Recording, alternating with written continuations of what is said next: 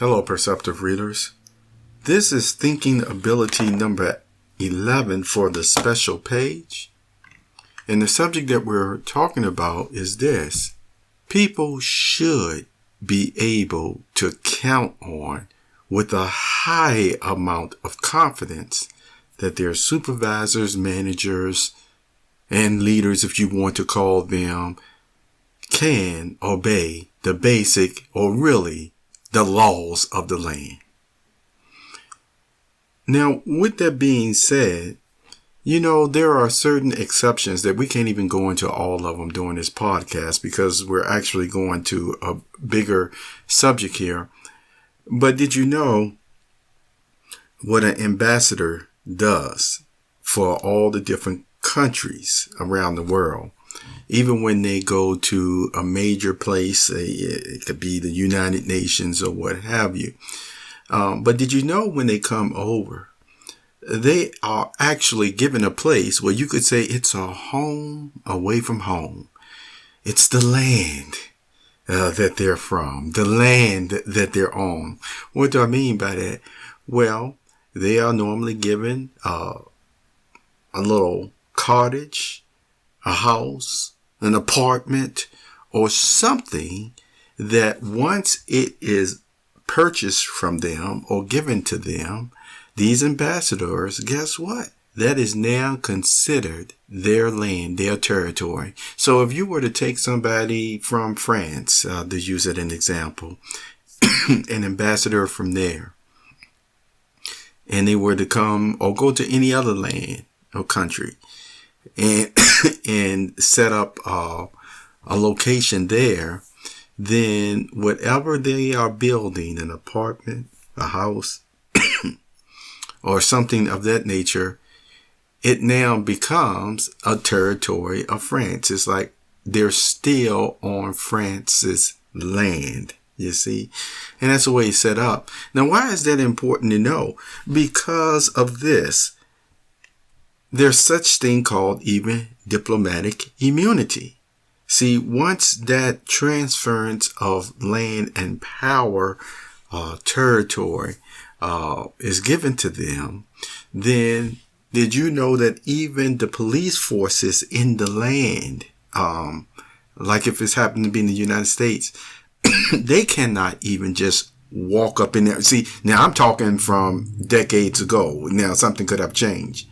But they could not even just walk up into that diplomatic immunity or that territory or whatever the ambassador is for.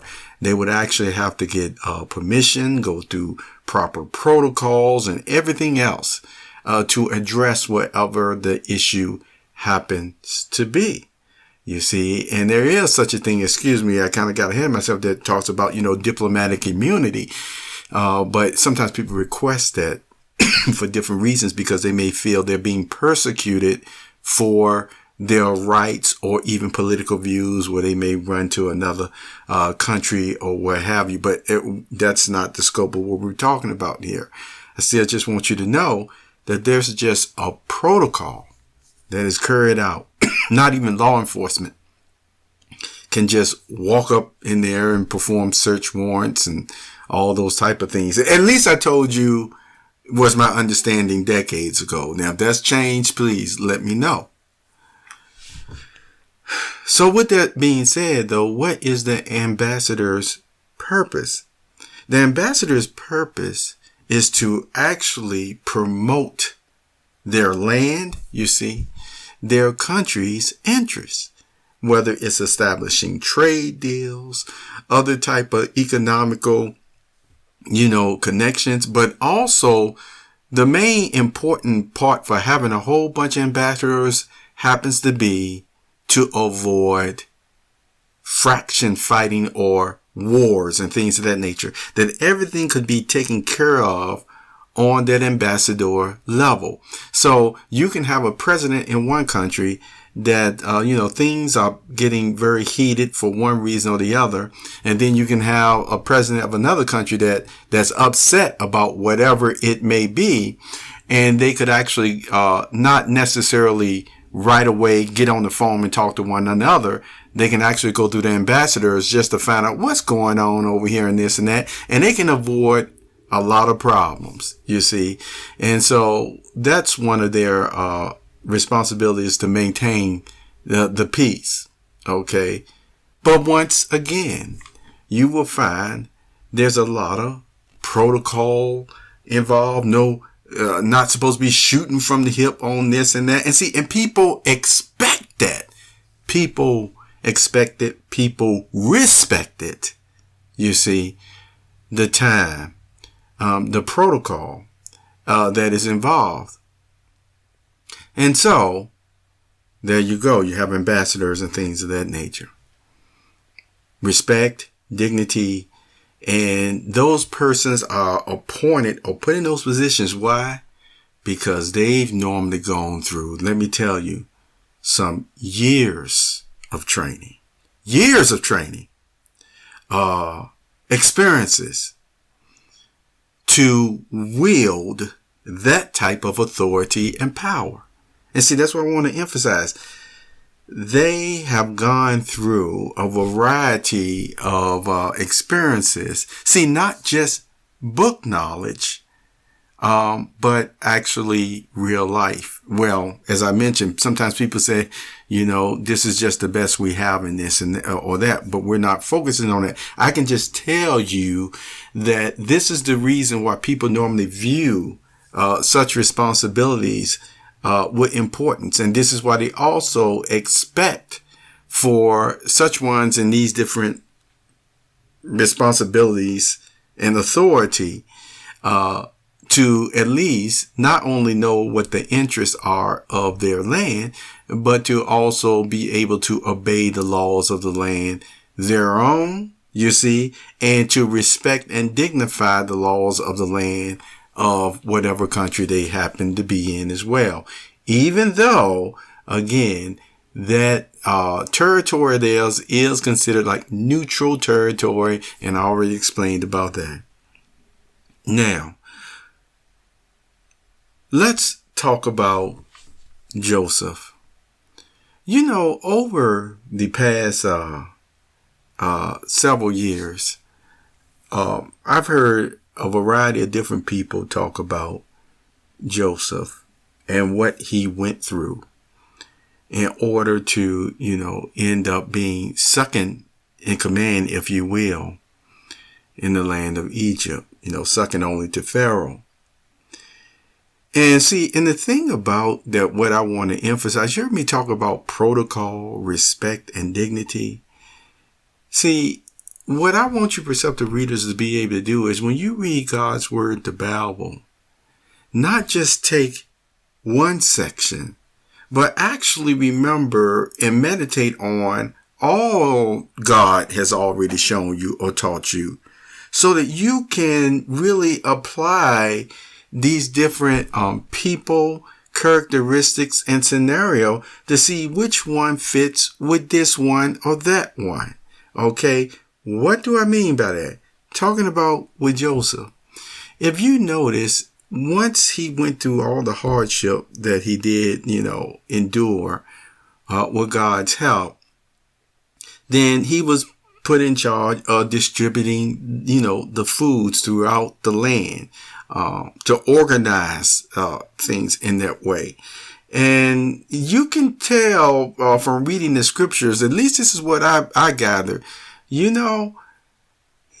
he was exercising his authority in an upright and just way. And I really just don't, I don't know. See, this is where, you get into thinking ability, where you're just thinking out loud. So you can just take it with a, grain of salt or value if you think that way. But I just couldn't imagine Joseph being in that type of authority. And he still had a lot of little disrespectful people really just running around, destroying all the silos and things of that nature. I just couldn't see that without him using his authority to straighten that out. Do you? And see, you can tell Joseph was loved by God. He had a good heart. But could you really see him straightening out matters to protect the resources being viewed as he was getting revenge. The crooks didn't have the right to be taken, whatever. If that would have been happening, see, like I said, I don't even think that was most likely happening. But see, I don't know. Nobody. That is just, you see, a thought. All the same, it is to show you what type of authority that he had. Though you can be sure if he was second only to Pharaoh in that land, he could squash, to use that expression, dissension of that way of persons who were actually working against the food stuff and the resources getting to the places where they needed to be. That's just a thought. Remember, this is not all explained in the scriptures. This is just a thinking ability thought. So still in this scenario, imagine like when Joseph's brothers came, remember they were the ones who started all of this hardship on them from envy. You see, from envy. And, you can read those accounts in Genesis and see if it doesn't make you sad. You see, to see just how envious persons can get. We've already talked about Cain. We've talked about Esau. Well, the same thing with Joseph's brothers. You see, it didn't matter that he was actually blood and that their father loved him dearly. No, they just wanted to get rid of him. But notice the change.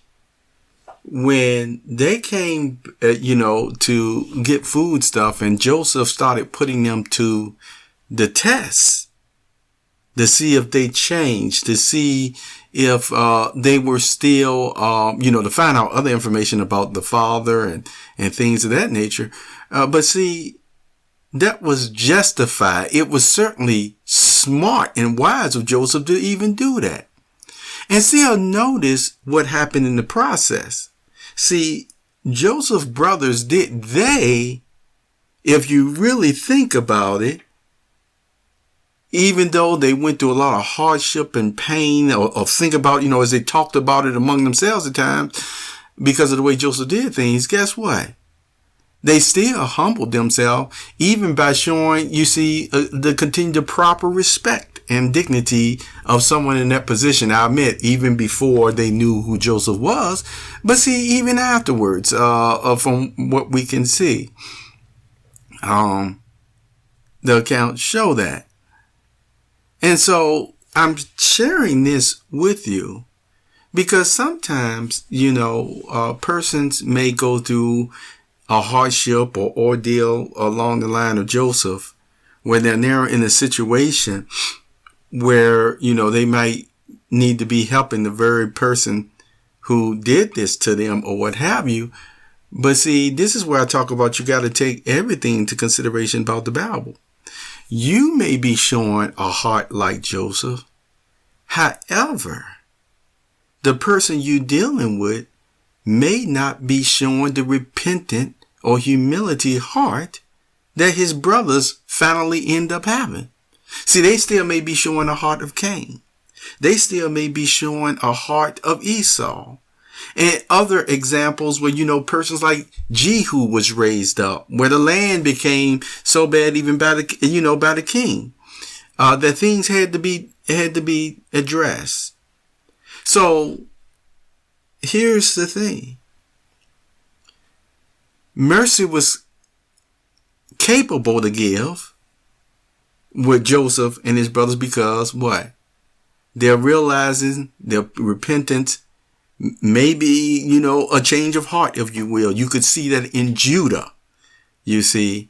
And that account, the way that Judah really just took the lead in talking and expressing, what he knew or felt or what have you, you could see already maybe a possibility why God was saying, yes, because of the way Judah was responding, then he would be the main tribe of Judah, that the Prince of Peace would even come through.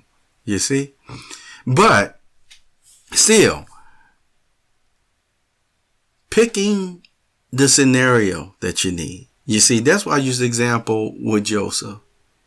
Do you think that if Joseph's brothers would not have had a change of heart and would have been the same type of persons that actually threw him into all this hardship, how do you think Joseph would have responded then?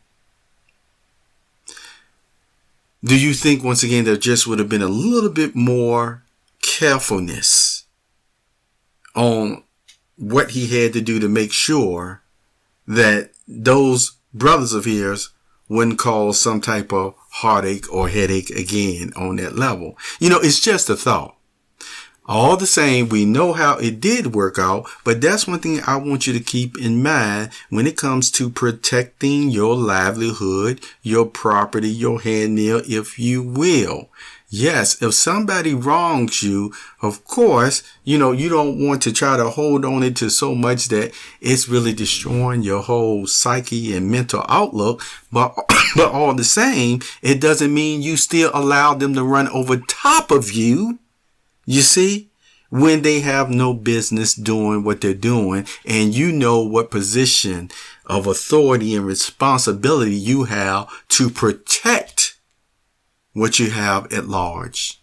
And this is pleasing in God's eyes. This was a thinking ability number 11, Perceptive readers. Thank you for being here, and you have a very wonderful day. Okay?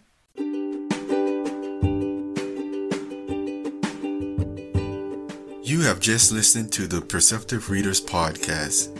Remember, until next time, if you read something that encourages you to improve or enhance your life for the better, it becomes your reality.